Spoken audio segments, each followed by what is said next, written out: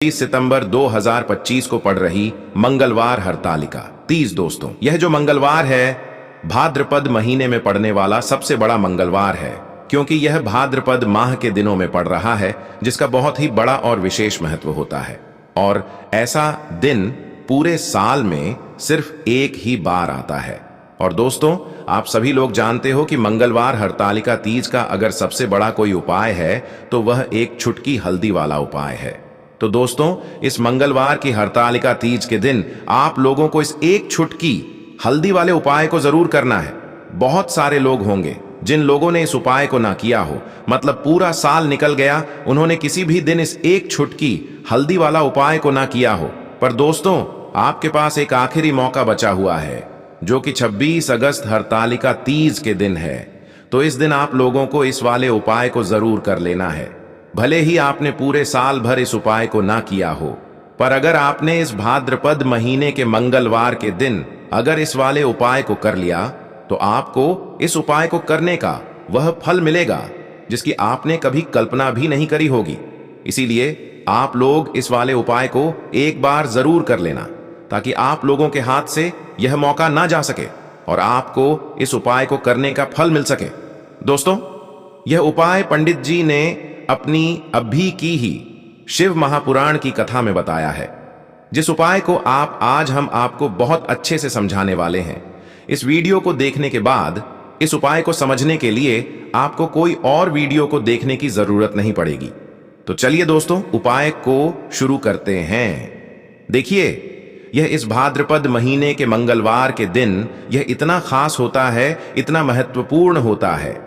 देखा है कभी कभी बड़े बड़े पूजा पाठ अनुष्ठान से जो मनोकामना पूर्ण नहीं होते, वह भाद्रपद महीने के दिन एक छोटे से उपाय करने से आपकी मनोकामना पूर्ण हो जाती है।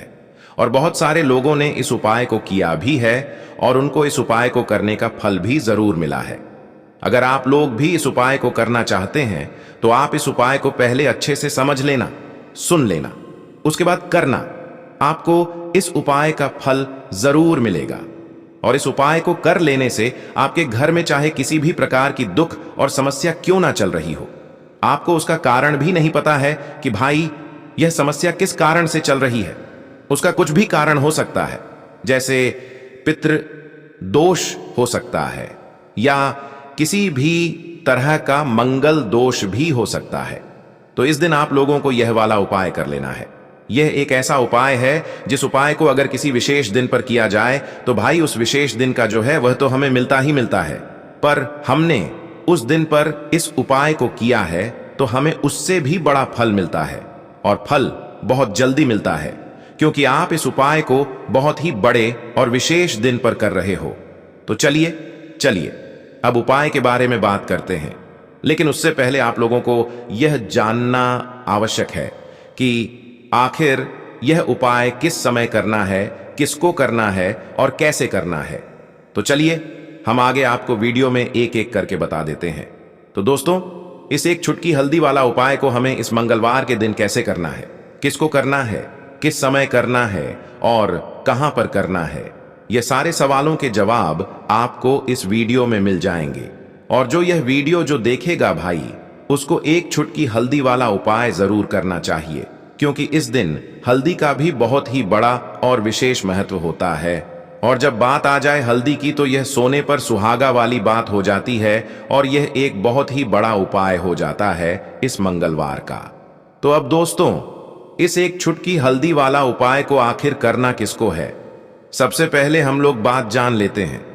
तो देखो, घर की जो बड़ी माताएं बहनें होती हैं, उन माताओं बहनों में से कोई भी एक बड़ी माता बहन इस वाले उपाय को कर सकती है। और दोस्तों, अगर आप चाहें तो अपने घर में से सभी सदस्यों को भी इस उपाय को करवा सकते हैं। अगर किसी व्यक्ति की खुद की कोई मनोकामना है, खुद की कोई दुख और परेशानी है जो कि वह अपने लिए ही करना चाहता है, इस वाले उपाय को तो वह खुद अपने लिए भी कर सकता है। बाकी अगर कोई घर में से ऐसा है जो कि अपने पूरे घर परिवार की सुख और शांति के लिए यह वाला उपाय करना चाहता है, तो भाई वह भी कर सकता है। उसमें भी कोई दिक्कत वाली बात नहीं है। कहने का मतलब यह है कि इस उपाय को हर एक सदस्य भी कर सकता है और पूरे घर परिवार के सदस्य के लिए घर की बड़ी माताओं बहनों में से कोई एक माता बहन भी कर सकती है। माताएं बहनें अगर घर में उपस्थित ना हो या वह यह वाला उपाय ना कर पा रही हो तो फिर घर का कोई बड़ा सदस्य भी इस एक छुटकी हल्दी वाला उपाय को कर सकता है, चाहे फिर वह पुरुष ही क्यों ना हो, उसमें कोई भी दिक्कत वाली बात नहीं है। अब दोस्तों, इस एक छुटकी हल्दी वाला उपाय को हमें करना कहां पर है? देखो, हमें शिवलिंग के पास में जाकर करना है। बहुत सारे लोग प्रश्न करते हैं, हर एक उपाय को करते समय क्या हम इस उपाय को घर पर या मंदिर में कर सकते हैं? देखो, तो इस वाले उपाय को आप मंदिर में करोगे तो अच्छा रहेगा, घर पर नहीं करना है। इस वाले उपाय को उसके बाद में। दोस्तों, जो अगला प्रश्न निकल कर आता है वह यह आता है इस उपाय को लेकर कि आखिर इस उपाय को हमें किस समय करना है, सुबह के समय करना है कि शाम के समय करना है? तो देखो, इस वाले उपाय को आप लोग सुबह के समय भी कर सकते हो और शाम के समय प्रदोष काल में भी कर सकते हो। अब अगर आप पूछो कि भाई सबसे उत्तम समय कौन सा रहेगा इस एक छुटकी हल्दी वाला उपाय को करने का, तो हम आपसे बस यही कहेंगे कि इस उपाय को आप शाम के समय करेंगे तो ज्यादा बेहतर होगा। बाकी अगर सुबह के समय भी करेंगे तो भी अच्छा होगा, उसमें कोई भी दिक्कत वाली बात नहीं है। तो अब दोस्तों, जो अगली सबसे बड़ी और महत्वपूर्ण बात आती है वह यह आती है कि सुबह अगर हम उपाय को करेंगे तो हमें कितने बजे से लेकर कितने बजे तक के बीच में करना है, और शाम के समय प्रदोष काल में करेंगे तो हमें कितने बजे से लेकर कितने बजे के बीच में करना है। तो देखो, सुबह जितनी जल्दी हो सके आप उपाय को करने की कोशिश करना। बाकी अगर किसी कारणवश लेट भी हो जाओ, थोड़ी देर भी हो जाए, तो 10 या 11 बजे तक भी आप उपाय कर लेना, पर 12 बजे से ज्यादा देरी ना हो, ठीक है? इस बात का ध्यान रखना। उसके बाद में दोस्तों, अगर शाम के समय प्रदोष काल की बात करें, प्रदोष काल का जो समय होता है वह शाम के 6 बजे से शुरू हो जाता है। मतलब शाम के 6 बजे से लेकर 8 बजे के बीच का जो समय होता है यह समय प्रदोष काल का समय होता है। पर अभी जो मौसम चल रहा है, इस मौसम में जो है शाम बहुत देरी से होती है, तो आप इस उपाय को बीच में भी कर सकते हो। मतलब शाम के 6 बजे से रात 8 बजे के बीच में आप कभी भी इस वाले उपाय को कर सकते हो, उसमें कोई भी दिक्कत वाली बात नहीं है। परंतु मंगलवार के दिन कोशिश करना कि समय के अंतर्गत ही कर लो। किसी कारणवश ना कर पाओ तो थोड़ा देरी से भी कर सकते हो, आपको उपाय का फल जरूर मिलेगा। देखिए, इस वीडियो में जितने भी उपाय हम आपको बताएंगे सभी उपाय सरल है। देखो, गुरुजी ने कहा है कि मंगलवार के दिन आपको एक छुटकी हल्दी वाला उपाय तो अवश्य ही करना चाहिए। वीडियो के अंतिम में आपको उपाय बताया है जो आपको करना है। देखो, आगे बढ़ने से पहले वीडियो को एक लाइक जरूर करें। देखो, सबसे पहला उपाय, यदि आपके जीवन में कर्जा बहुत अधिक है, आपके जीवन में संकट बहुत अधिक रहते हैं, आपके ऊपर बहुत अधिक विपदा आ रही है, बार बार आपको अपने व्यापार में और अपने धन में हानि देखने को मिल रही है, यानी कि आपको प्रत्येक कार्य में हानि हो रही है, तो आपको यह उपाय करना चाहिए। तो चलिए जानते हैं इस विशेष उपाय के बारे में। लेकिन उससे पहले एक प्रार्थना है, अगर आप चैनल पर नए हैं तो कृपया चैनल को सब्सक्राइब अवश्य कर लें। देखिए, यह वीडियो बहुत ही ध्यान से सुनिए, क्योंकि इस वीडियो में जो उपाय आपको बताए जाए वह आपको भाद्रपद मास में पड़ने वाली मंगलवार की तृतीय तिथि में ही करने हैं। इस तृतीय तिथि में अगर हम लोग यह उपाय कर लेते हैं, तत्व पूज्य गुरु जी ने अपनी शिव महापुराण की कथा में कहा कि आपके जीवन से इन सारी समस्याओं का अंत हो जाएगा और आपको भी धन धान्य की प्राप्ति होगी। देखिए, सबसे पहले आप इस मंगलवार को एक कार्य करेंगे। आप सुबह जब भी उठेंगे तो अपने स्नान वाले जल में थोड़ी सी हल्दी जरूर मिला लेंगे। आप सभी जानते हैं कि सावन का महीना चल रहा है और यह महीना समर्पित होता है भगवान महादेव को, माता लक्ष्मी को और माता तुलसी जी को।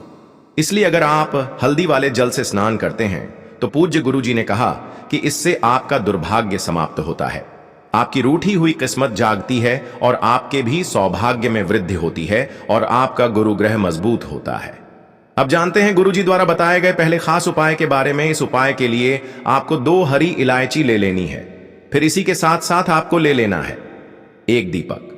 दीपक आप मिट्टी का भी ले सकते हैं, और आप अपने घर पर अगर आटा मढ़कर उसका दीपक बनाते हैं तो उसका भी दीपक आप तैयार कर सकते हैं। इस दीपक में आपको घी का इस्तेमाल करना है और साथ ही साथ लंबी रुई की बत्ती का प्रयोग करना है। देखिए, इस उपाय को बहुत ही ध्यान से समझिए, क्योंकि यह उई महादेव को भी बहुत प्रिय है और माता लक्ष्मी को भी बहुत प्रिय है। देखिए, अब सबसे पहले आप एक काम करेंगे, आप यह दीपक लेकर अपने घर के मंदिर के सामने पहुंच जाएंगे। आपके घर के मंदिर में माता लक्ष्मी की अगर कोई फोटो है, कोई प्रतिमा है, या फिर आपकी कुलदेवी की कोई फोटो है, कोई प्रतिमा है, या फिर माता रानी के किसी भी स्वरूप की कोई फोटो है, तो उनके सामने आपको यह उपाय करना है। आधा उपाय आप अपने घर के मंदिर में करेंगे और आधा शिवालय में जाकर करेंगे। इसलिए आपको यह उपाय बहुत ही ध्यान से समझना है।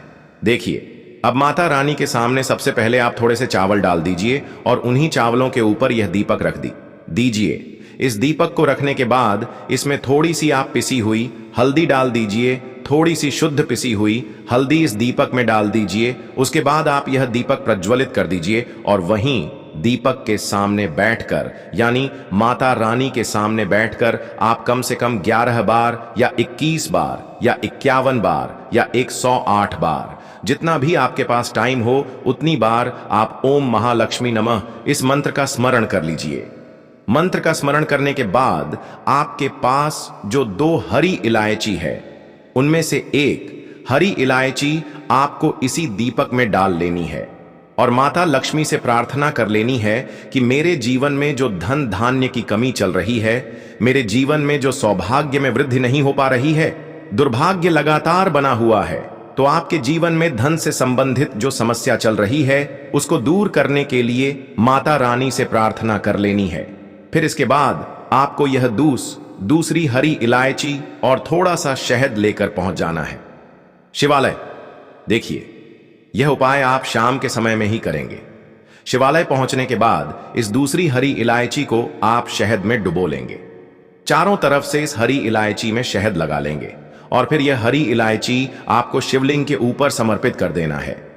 शिवलिंग के सामने बैठकर आपको महादेव से प्रार्थना कर लेनी है कि आपके जीवन में धन से संबंधित कोई समस्या चल रही है या आपकी कोई विशेष मनोकामना है जो परिपूर्ण नहीं हो पा रही है, तो महादेव से उस मनोकामना को परिपूर्ण करने के लिए प्रार्थना कर लेनी है और श्री शिवाय नमस्तुभयम या फिर ओम नम शिवाय का कम से कम 108 बार जाप करने के बाद फिर वापस अपने घर आ जाना। पूज्य गुरुजी ने कहा कि अगर आप इस मंगलवार तृतीया तिथि में इस अचूक उपाय को कर लेते हैं तो आपके जीवन से भी धन की समस्या हमेशा के लिए समाप्त हो जाएगी और आपको भी माता लक्ष्मी की कृपा प्राप्त होगी। अब इसके बाद बात करते हैं गुरुजी द्वारा बताए गए दूसरे खास उपाय के बारे में। देखिए, इस उपाय के लिए आपको एक लोटा जल ले लेना है। फिर इसी के साथ आपको ले लेना है थोड़ा सा गुड़। आप एक टुकड़ा या 2 टुकड़े गुड़ के ले लीजिएगा और इस गुड़ को इस एक लोटे जल में डाल लीजिएगा। फिर इसी के साथ आपको थोड़ी सी पिसी हुई शुद्ध हल्दी ले लेनी है। 1 या 2 चुटकी शुद्ध पिसी हुई हल्दी ले लीजिएगा और इसको भी इसी एक लोटे जल में डाल लीजिएगा। अब आपका यह एक लोटे जल का मिश्रण तैयार हो गया।